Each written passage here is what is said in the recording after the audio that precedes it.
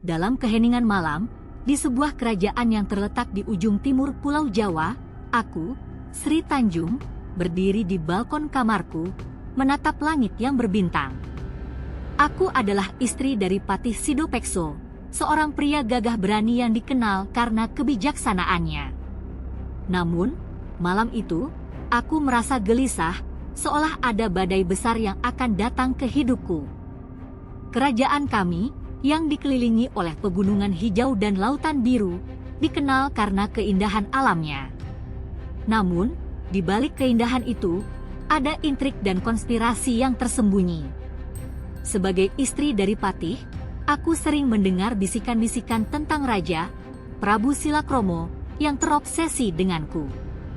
Obsesinya bukan hanya karena kecantikanku, tetapi juga karena keinginannya untuk memiliki kekuasaan penuh atas kerajaan. Sejak menikah dengan Patih Sidopekso, aku selalu menjalani hidup dengan penuh kesederhanaan. Kami tinggal di sebuah rumah sederhana di pinggiran kerajaan, dikelilingi oleh kebun dan hutan.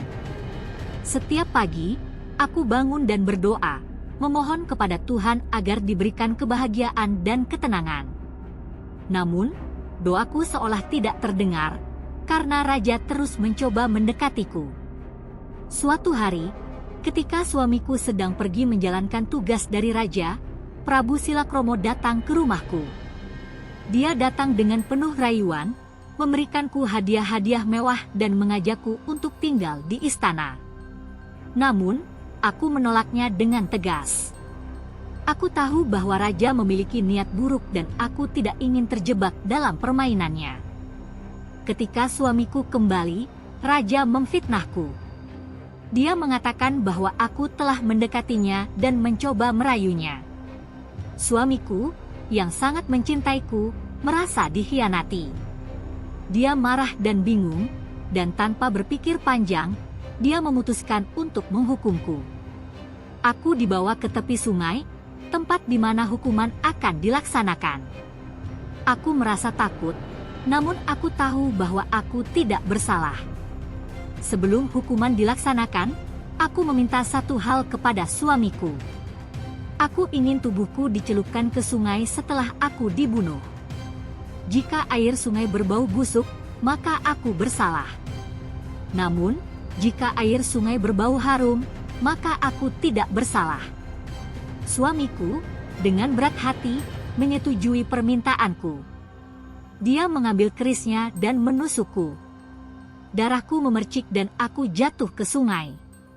Namun, sesuatu yang ajaib terjadi.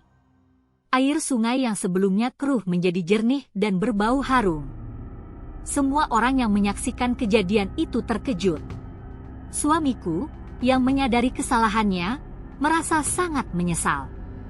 Dia menjerit, "Banyuwangi!" Banyuwangi, yang berarti bau wangi.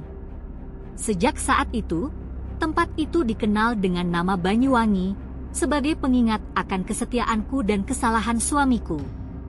Kisahku menjadi legenda yang diceritakan dari generasi ke generasi.